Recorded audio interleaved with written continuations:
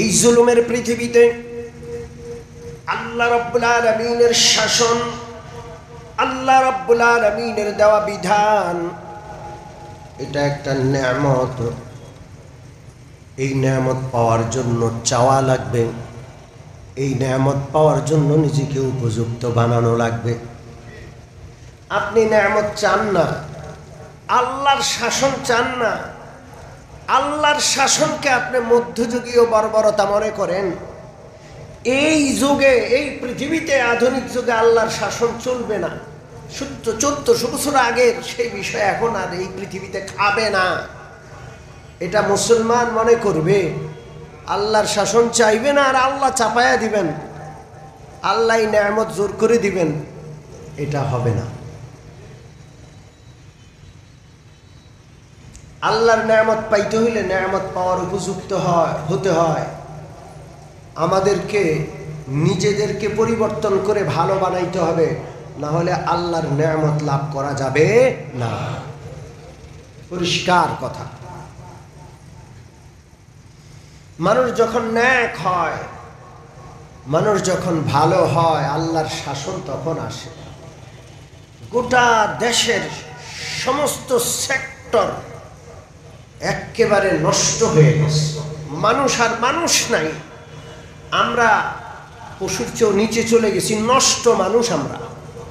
কোথাও সততা কিচ্ছু নাই, কোথাও নাই। এই জন্য আল্লাহর কাছে নিজেকে সৎ বানাইতে হবে। 80% বেনামাজি মানুষকে আল্লাহ তাআলা ইসলামী শাসন দিবেন না। আল্লাহ তাআলা ওই জাতির হাতে শাসন ভার দেন না, নিজের শাসনের ইয়া দেন না যারা ক্ষমতা নিয়ে কাড়াকাড়ি করে। সম্মানিত মুসল্লিয়ানে কেরাম, আসমান জমিন, চাঁদ সূর্য গ্রহ নক্ষত্র, পাহাড় পর্বত, সাগর মহাসাগর, নদী নালা খালবিল, গোটা সৃষ্টি জগৎ একজন সৃষ্টি করেছেন, তিনি হলেন মহান আল্লাহ রাব্বুল আলামিন। এই জমিনে আল্লাহর সৃষ্টিতে আল্লাহর বিধান চলবে, এটা খুব যৌক্তিক।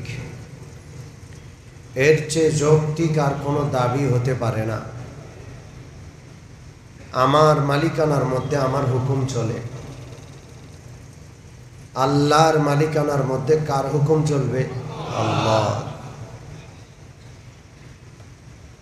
কেউ নিজের মালিকানায় অন্যের খবরদারি পছন্দ করে না। আমার ঘরে আরেকজন শাসন করবে, এটা আমি পছন্দ করব না। ঠিক আল্লাহ তাআলার জমিনে অন্য কারো শাসন চলবে, এটা আল্লাহ পছন্দ করে না। জমিন আল্লাহর, শাসন চলবে কার? আল্লাহ। বাকি আল্লাহ তাআলার শাসন, আল্লাহ তাআলার বিধান আল্লাহর জমিনে হওয়া, এটা নেয়ামত, এটা মস্ত বড় একটা নেয়ামত। কারণ আল্লাহর রাজ্যে জুলুম নাই। কি নাই? জুলুম নাই। অন্যের শাসন ব্যবস্থা গোটাটাই জুলুম, ওই শাসনটাই একটা জুলুম। ওই শাসনের ভিতরে আরো যত কিছু আছে, বিচার ব্যবস্থা, অর্থ ব্যবস্থা, সবটাই জুলুম আর জুলুম। আল্লাহর শাসন এটা হলো ইনসাফ, আর আল্লাহর শাসনের ভিতরে যত ব্যবস্থাপনা সবগুলোই ইনসাফ আর ইনসাফ, ন্যায় বিচার আর ন্যায় বিচার। সেখানে জুলুম জুলুম কোনো শব্দ থাকবে না। এটা একটা নেয়ামত। এই নেয়ামত আল্লাহ কখনো নেয়ামত চাপিয়ে দেন না, নেয়ামত চাইতে হয়। নেয়ামত কি করতে হয়? আল্লাহর কাছে দোয়া করে, ভিক্ষা করে চাইতে হয়। নেয়ামত আল্লাহ চাপিয়ে দেন না। ইন্নাল্লাহা لا يغير يغيروا ما بقوم حتى يغيروا ما بأنفسهم গোটা জমিন জুলুমে ভর্তি, গোটা পৃথিবী জুলুম আর জুলুম, জুলুমের রাজত্ব, জুলুমের শাসন বিশ্বব্যাপী। এক দেশ আরেক দেশকে গিলে খাচ্ছে, নিরীহ মানুষকে বোমা দিয়ে মাটির সাথে মিশিয়ে ফেলা হচ্ছে, গোটা পৃথিবী তাকিয়ে তাকিয়ে দেখছে। জুলুমের জয় জয়কার। পৃথিবীর সবচেয়ে শক্তিশালী যে সে সবচেয়ে বড় জালেম, আর সবাই এই জালেমের পাশে আছে। সবাই এই জুলুমের পৃথিবীতে আল্লাহ রাব্বুল আলামিনের শাসন, আল্লাহ রাব্বুল আলামিনের দেওয়া বিধান, এটা একটা নেয়ামত। এই নেয়ামত পাওয়ার জন্য চাওয়া লাগবে, এই নেয়ামত পাওয়ার জন্য নিজেকে উপযুক্ত বানানো লাগবে। আপনি নেয়ামত চান না, আল্লাহর শাসন চান না, আল্লাহর শাসনকে আপনি মধ্যযুগীয় বর্বরতা মনে করেন। এই যুগে, এই পৃথিবীতে, আধুনিক যুগে আল্লাহর শাসন চলবে না। 1400 বছর আগের সেই বিষয় এখন আর এই পৃথিবীতে খাবে না। এটা মুসলমান মনে করবে, আল্লাহর শাসন চাইবে না আর আল্লাহ চাপায়া দিবেন, আল্লাহ নেয়ামত জোর করে দিবেন, এটা হবে না। আল্লাহর নেয়ামত পাইতে হইলে নেয়ামত পাওয়ার উপযুক্ত হতে হয়। আমাদেরকে নিজেদেরকে পরিবর্তন করে ভালো বানাইতে হবে, না হলে আল্লাহর নেয়ামত লাভ করা যাবে না। পরিষ্কার কথা। মানুষ যখন ন্যাক হয়, মানুষ যখন ভালো হয়, আল্লাহর শাসন তখন আসে। গোটা দেশের সমস্ত সেক্টর একেবারে নষ্ট হয়ে গেছে, মানুষ আর মানুষ নাই। আমরা পশুর চেয়েও নিচে চলে গেছি, নষ্ট মানুষ আমরা। কোথাও সততা কিচ্ছু নাই, কোথাও নাই। এই জন্য আল্লাহর কাছে নিজেকে সৎ বানাইতে হবে। 80% বেনামাজি মানুষকে আল্লাহ তাআলা ইসলামী শাসন দিবেন না। আল্লাহ তাআলা ওই জাতির হাতে শাসন ভার দেন না, নিজের শাসনের ইয়া দেন না যারা ক্ষমতা নিয়ে কাড়াকাড়ি করে। আমি আপনাদেরকে মানুষ কত ভালো হতে পারে, মুসলমান ইসলামের ইতিহাসে কত ভালো ছিল, এর একটা দৃষ্টান্ত আপনাদেরকে শোনাবো। বেশি দিন আগের না, সামান্য সময় আগের। বাহরাইনের একজন বাদশা ছিলেন, নাম হলো নু'মান। কি নাম? জোরে বলেন। নু'মান, বাহরাইনের বাদশা। তিনি রাজদরবারে বসা, রাজদরবারের সদস্যরা, মন্ত্রী, উজির, নাজির সকলকে নিয়ে বিশেষ কোনো পরামর্শে তিনি বসা। মুসলমান রাজা বাদশারাও সাধারণ মানুষের মতো থাকতেন, তাদের দরবারে যাইতে তেমন কোনো বাধার সম্মুখীন হতে হতো না। যে কোনো মজলুম জুলুমের প্রতিকার চেয়ে, ইনসাফ চেয়ে সরাসরি বাদশার সাথে তার সাক্ষাৎ করতে পারতেন। এটা ইসলামী রাজ্যের নিয়ম ছিল। এখন আপনি মজলুম হয়ে বিচার চাওয়ার কোনো জায়গায় পাবেন না, কোনো জায়গা নাই যেখানে বিচার চাওয়া যায়। আর বিচার চাইতে যাবেন যেখানে বিচারের নাম, বিচার চাইতে গেলেই সাথে সাথে আপনি কতটা জুলুমের শিকার হয়েছেন এর চেয়েও কয়েকশো গুণ জুলুমের শিকার বিচার চাইতে গিয়ে হবেন। ঠিক কি ঠিক না? বাদশা নু'মানের দরবারে দুইজন যুবক উপস্থিত। দুইজন যুবক আরেকজন যুবককে ধরে বাদশাহ নোমানের দরবারে উপস্থিত করল। দুই যুবক আপন দুই ভাই চিৎকার করে বাদশাকে বলছে, বাদশাহ, এই লোক হত্যাকারী আমাদের বাবাকে খুন করেছে, তাকে আমরা ধরে আপনার দরবারে আনছি। আমাদের বাবাকে হত্যা করেছে, শেষে হত্যাকারী, তার বিচার চাই।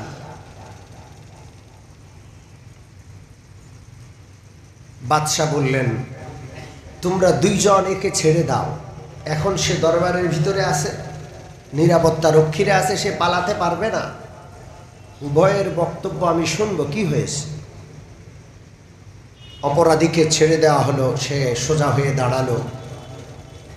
বাদশাহ জিজ্ঞেস করলেন, তুমি কি এই দুইজনের বাবাকে হত্যা করেছ? তারা যে দাবি করছে, দাবিটা কি সঠিক, সত্য?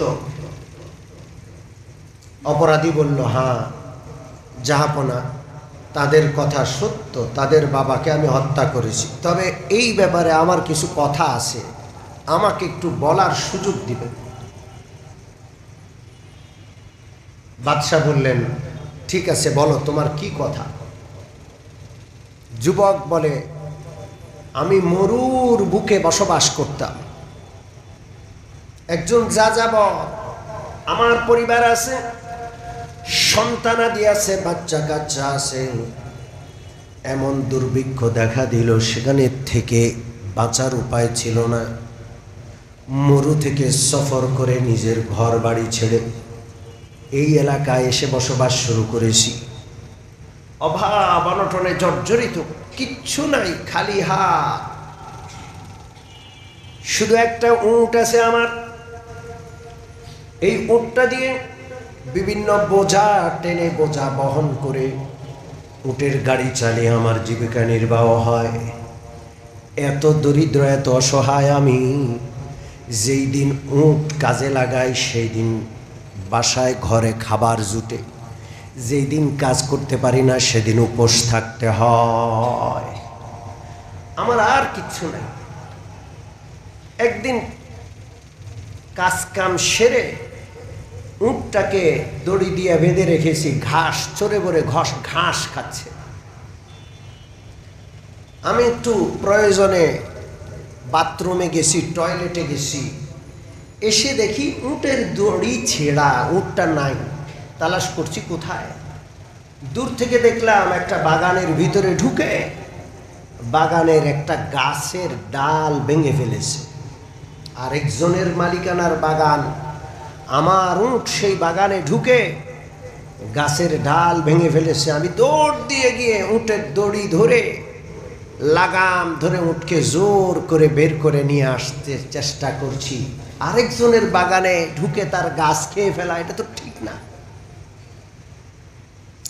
যখন আমি উটকে লাগাম ধরে টান দিয়ে বের করে আনছিলাম, বাগানের মালিক বৃদ্ধ একজন মানুষ প্রচন্ড রাগান্বিত অবস্থায় একটা পাথর নিয়ে এসে আমার উটের মাথার মধ্যে সজোরে নিক্ষেপ করলো।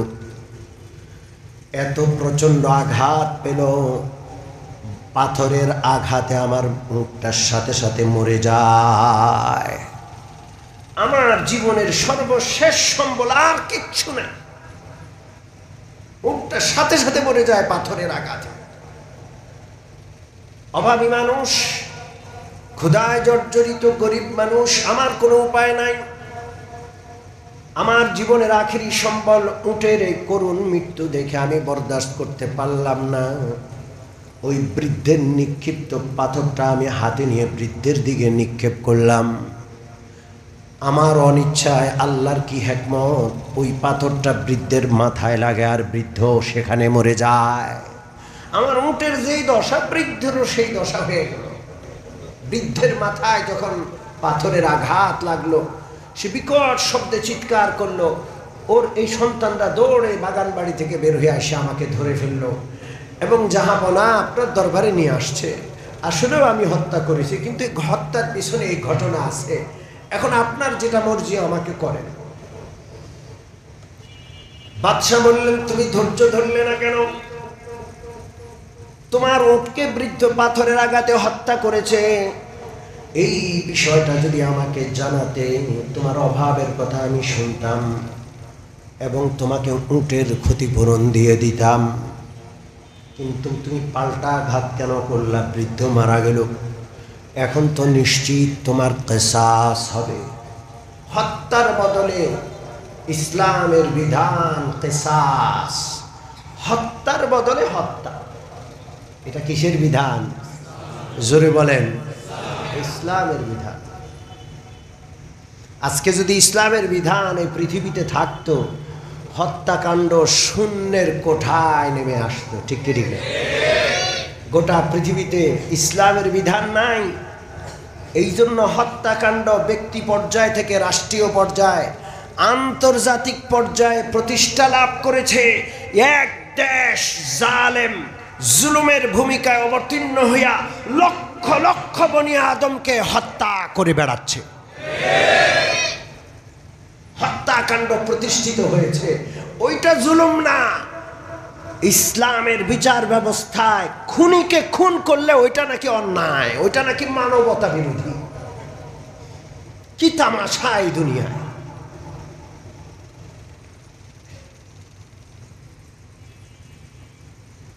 অপরাধী ছেলেটি বলল, জাহাপনা, আমার ভাগ্যে যদি মৃত্যুদণ্ড লেখা থাকে আমি রাজি, আপনি বিচার প্রয়োগ করুন।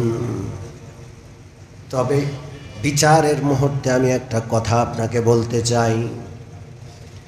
আমার বাবা মারা গেছেন, আমি এতিম, আমার ছোট্ট কয়েকজন ভাই বোন আছে যারা এতিম।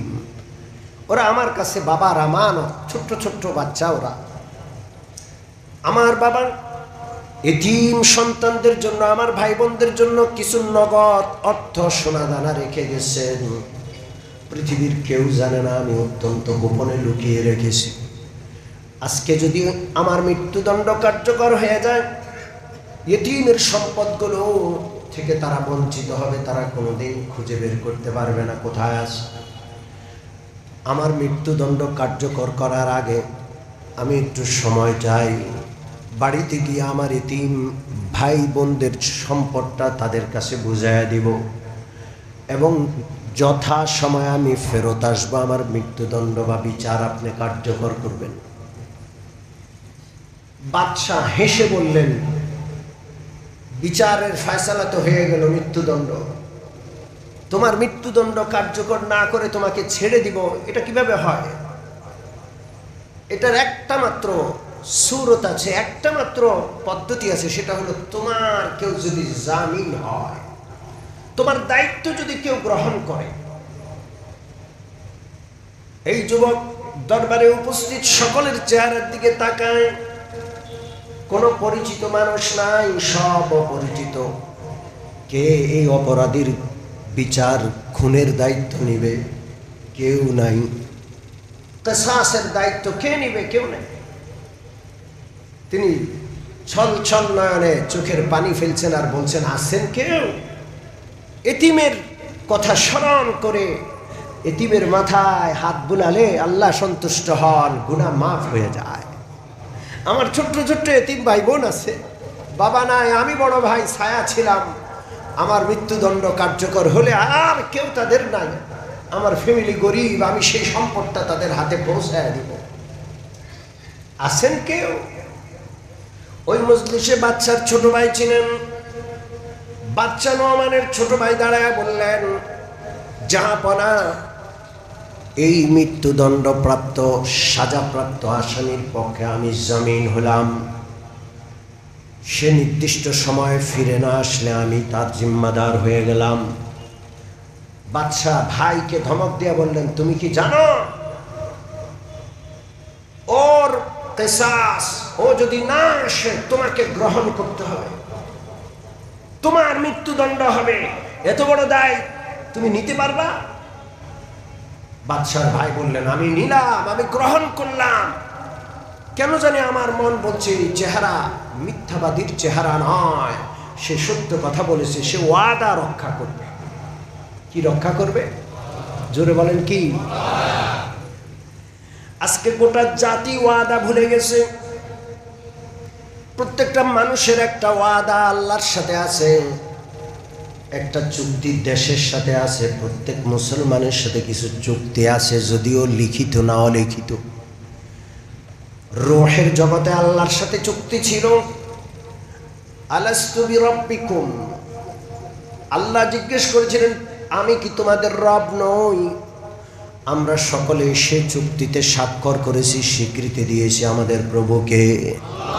ক্বালু বালা, আমরা বলেছিলাম আল্লাহ কেন নয়, নিশ্চয়ই আপনি আমাদের মাত্র প্রভু। যেই লোক আল্লাহরে সেজদা করে না, সে কি আল্লাহর সাথে কৃত চুক্তি পুরা করলো? আল্লাহকে সে রব মানলো? কত পার্সেন্ট মুসলমান আল্লাহর সাথে কৃত চুক্তি পুরা করে? এই দেশে জন্মগ্রহণ করেছেন, দেশের সাথে একটা চুক্তি আছে আপনার। এই দেশের নাগরিক হিসেবে এই দেশের আইন মানবেন। এক মুসলমান আরেক মুসলমান ভাইয়ের সাথে কিছু চুক্তি আছে, মুসলমান মুসলমানের উপকার করবে, কোনো ক্ষতি করবে না। লা ঈমান লিমান লা আমানাত লাহ। আল্লাহ রাসূল বলেছেন, ওর ঈমানই নাই যার আমানত নাই, যে ওয়াদা রক্ষা করে না, সে তো মুনাফিক। গোটা জাতি আমরা মুনাফিক হয়ে গেছি। যে যেখানে বসছি সেখানে দুর্নীতি করছি, ওয়াদা ভঙ্গ করছি, মুসলমানের সাথে মুসলমানের দ্বন্দ্ব, মারামারি, হানাহানি, খুনাখুনি, কেউ কারো চুক্তি রক্ষা করছে না। বাদশার ভাই যখন জিম্মাদার হলেন, জামিন হলেন, বাদশাহ ওই অপরাধী সাজাপ্রাপ্তকে ছেড়ে দিলেন। 1 সপ্তাহ সময় নিয়েছে, এতিমদের সম্পদ বুঝিয়ে দিয়ে 1 সপ্তাহের মধ্যে ফেরত আসবে। নির্দিষ্ট দিন চলে আসলো, সাজাপ্রাপ্ত অপরাধী ফিরে আসছে না। রাজধানীতে রাজপ্রাসাদে গুঞ্জন, খাঁচার পাখি যদি একবার ছাড়া পায়, জীবনে কোনোদিন আর খাঁচায় ফিরে আসে না। মৃত্যুদণ্ডপ্রাপ্ত সাজাপ্রাপ্ত আসামি, সে একবার ছাড়া পেয়ে চলে গেছে, সে আর ফেরত আসবে না। বাদশার ভাইয়ের মৃত্যুদণ্ড কার্যকর হবে।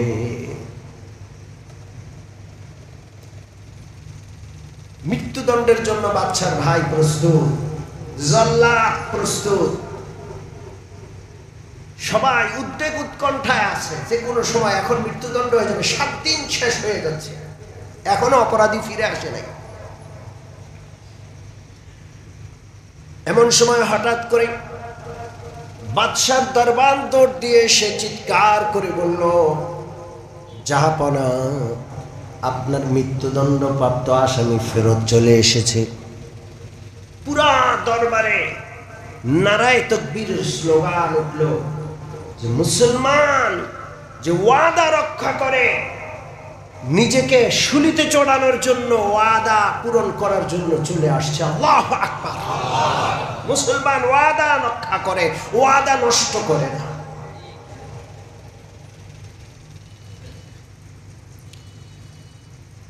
আল্লাহু আকবার।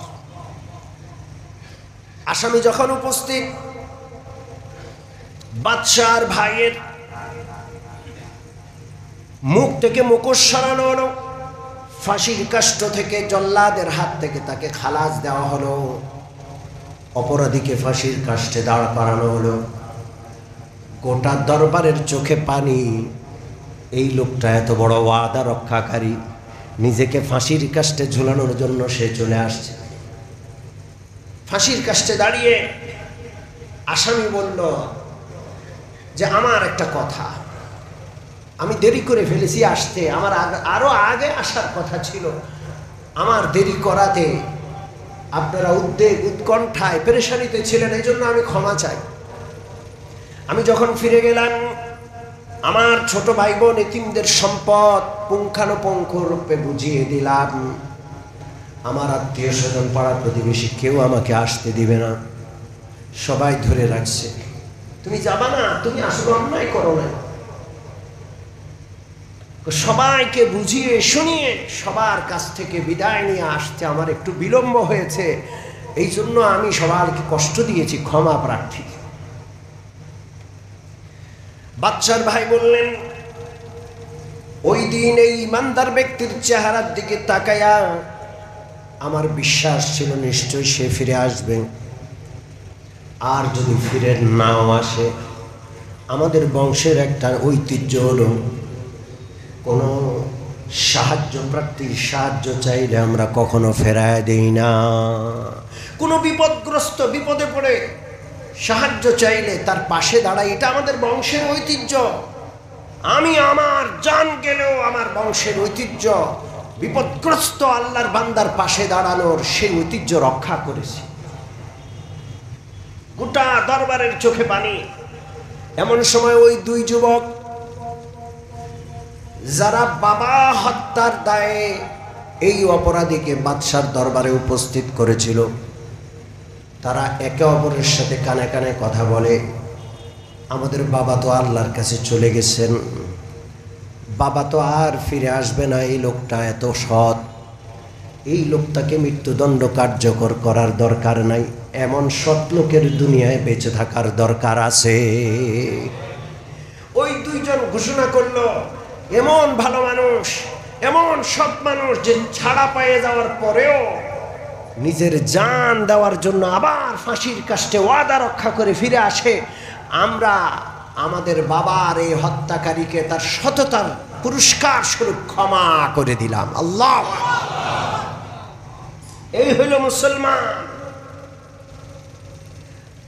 বাদশা নোমান সিংহাসনে বসে দুই চোখের পানি ছেড়ে দিয়ে কাঁদে আর বলে, তোমরা সততার, ক্ষমার এবং পেরেশান ব্যক্তির পাশে দাঁড়ানোর, বিপদগ্রস্ত ব্যক্তির সাহায্যে দাঁড়ানোর যেই দৃষ্টান্ত পেশ করেছ, আমি তোমাদেরকে ধন্যবাদ জানাই, ছোট করব না।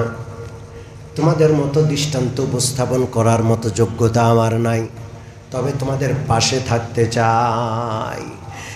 এই যে বিপদগ্রস্ত যুবক অভাবের কারণে এলাকা ছেড়ে দুর্ভিক্ষে এখানে চলে আসছে, একমাত্র সম্বল অভাবের সংসারে উট, তার উটটা মরে যাওয়াতে সে রাগান্বিত অবস্থায় পাথর নিক্ষেপ করে একজনকে হত্যা করেছে। এই দারিদ্রতা থেকে তাকে বাঁচানোর জন্য আমি আমার রাজ কোষাগার থেকে তাকে 10,000 স্বর্ণ মুদ্রা উপহার দিলাম। সারা জীবন সচ্ছলতার, ইজ্জতের জীবন যেন এই সৎ লোকটা যাপন করতে পারে। আল্লাহ, এটা মুসলমানদের ইতিহাস, কোনো গল্প নয়। বাহরাইনের নাম বলেছি, যেই বাদশার নাম নোমান, তাও বলেছি। ইতিহাস গ্রন্থে মুসলমানদের সততার, সত্যবাদিতার এই ইতিহাস সোনার অক্ষরে লেখা আছে। পৃথিবীর কোন জাতির ইতিহাসে এমন ঘটনা আপনি খুঁজে পাবেন না, শুধুমাত্র মুসলমানদের ইতিহাসে খুঁজে পাবেন। এই রকমের সৎ লোক যদি আমরা হয়ে যাই, এই রকমের ভালো মানুষ যদি হয়ে যাই, আল্লাহ রব্বুল আলামিন ভালো শাসক দান করবেন। যারা ইসলামী শাসন চায় না, যারা আল্লাহর শাসনকে মধ্যযুগীয় বর্বরতা বলে মনে করে, কালমাওয়ালা, নামাজওয়ালা মুসলমান ইসলামী শাসন চায় না, বলে যে আমরা শরিয়ায় বিশ্বাস করি না। আল্লাহর কি ঠেকায় পড়ছে? আল্লাহ জোর করে ওদের উপর ইসলামী শাসন চাপাবেন? ইসলামী শাসন তো একটা নেয়ামত। যেখানে ইসলামী শাসন হবে সেখানকার অমুসলিমরাও বিন্দু মাত্র জুলুমের শিকার হতে পারে না। মুসলমানদের ইতিহাস পড়ে দেখুন, অমুসলমানরা মুসলমানদেরকে এসে হাতে পায়ে ধরে ইসলামী শাসন তাদের দেশে ফিরে আনিছে। তারিক বিন জিয়াদ রহমতুল্লাহ আলাইহি, তারিক বিন জিয়াদ রহমতুল্লাহ আলাইহি স্পেন বিজয়ী। স্পেন বিজয়ের ইতিহাস বড় আজব। সেখানে রাজা ছিলেন রাজা রডারি, খ্রিস্টান রাজা, প্রজারাও খ্রিস্টান, লক্ষ লক্ষ প্রজা সব খ্রিস্টান। খ্রিস্টান প্রতিনিধি দল খলিফা আব্দুল মালিক বিনে মারওয়ান রহমতুল্লাহ আলাইহির সেনাপতির কাছে এসে আবেদন করলেন, যে আপনি আমাদের এলাকায়, আমাদের রাষ্ট্রে আপনি অভিযান পরিচালনা করে আপনাদের ইসলামী হুকুমত কায়েম করেন। কারণ আমরাও খ্রিস্টান, আমাদের রাজা রডারিকও খ্রিস্টান, কিন্তু এই রাজা রডারিক আর খ্রিস্টান রাজার জুলুমে আমাদের সেই দেশে বসবাস করা অসম্ভব হয়ে গেছে। আমাদের সম্পদশালীদের সম্পদ লুট করে, কুক্ষিগত করে, আমাদের ঘরের সুন্দরী মেয়েদেরকে উঠায় আনিয়া সে এবং তার সন্তানরা, তার সেনাবাহিনীর লোকেরা জোর করে ভোগ করে। যে কিছু বলবে তার গর্দান আলাদা করে ফেলে। আমরা এই জুলুমের রাজত্ব চাই না, মুসলমানদের ইসলামী শাসন চাই, যেখানে ইনসাফ আর ইনসাফ। খলিফা আব্দুল মালিক ইবনে মারওয়ান রহমতুল্লাহ আলাইহি দারুল খেলাফা রাজধানী থেকে তারিক ইবনে জিয়াদের নেতৃত্বে 4000 সেনাবাহিনী পাঠানো হলো। কয় হাজার? জোরে বলেন কয় হাজার? 4000 সেনাবাহিনী নিয়ে নৌপথে সমুদ্র পাড়ি দিয়ে স্পেনের মাটিতে অবতরণ করলেন তারিক ইবনে জিয়াদ রহমতুল্লাহ আলাইহি। গোটা রাজ্যটা খ্রিস্টান রাজ্য, খ্রিস্টানরাই মুসলমানদেরকে ডেকে নিছে, কারণ ইসলামী শাসনে জুলুম নাই, জুলুম শব্দ এখানে নাই। কারণ ওই শাসনটা কার বিধান অনুযায়ী চলে? মানবের স্রষ্টা আল্লাহর বিধান অনুযায়ী চলে। মাত্র 4000 সৈন্য নিয়ে তারিক ইবনে জিয়াদ রহমতুল্লাহ আলাইহি স্পেনে আক্রমণ করলেন এবং স্পেন বিজয় করলেন। সোনার সেই ইতিহাস, 800 বছর পর্যন্ত মুসলমানরা স্পেন শাসন করে। এরপর যখন মুসলমানদের মধ্যে মুনাফিকি ঢুকে, মুসলমানরা যখন ইসলামকে বোঝা মনে করা শুরু করলো, আল্লাহ তখন আবার এই নেয়ামত ছিনায় নিলেন। 800 বছর পরে আল্লাহ আবার নেয়ামত ছিনায় নিলেন। এখন স্পেনে এতদিন পর্যন্ত মসজিদও ছিল না, এখন আবার আল্লাহ তাআলা মেহেরবানি করে সেখানে মসজিদের ব্যবস্থা করেছেন। সম্মানিত মুসল্লিয়ানে কেরাম, অন্তর থেকে ইসলামী শাসন চাইতে হবে এবং ইসলামী অনুশাসন নিজে মানতে হবে। আপনি ইসলামী শাসন চান, এটা কখন বোঝা যাবে? যখন আপনি ইসলামী অনুশাসন মানবেন। আপনি নামাজি, আপনি ব্যক্তি জীবনে হক হালাল বেঁচে চলেন, আপনি কাউকে কষ্ট দেন না, আপনি আল্লাহর বিধান রাসূলুল্লাহর সুন্নাহ অনুযায়ী জীবন যাপন করেন, তাইলে বোঝা গেল আপনি ইসলামী অনুশাসন মানেন, আপনি ইসলামী শাসন ব্যবস্থা চান। বেনামাজি ইসলামী শাসন চাইলে এটার কি মূল্য আছে? সে তো নিজেই ইসলামী অনুশাসন মানে না। এই জন্য আল্লাহর এই নেয়ামত আল্লাহর কাছে চাইবো ইনশাআল্লাহ, খুব দোয়া করবো ইনশাআল্লাহ। এই পৃথিবীকে, এই জমিনকে সাক্ষাৎ জান্নাত বানানোর একটাই উপায় ইসলামী শাসন।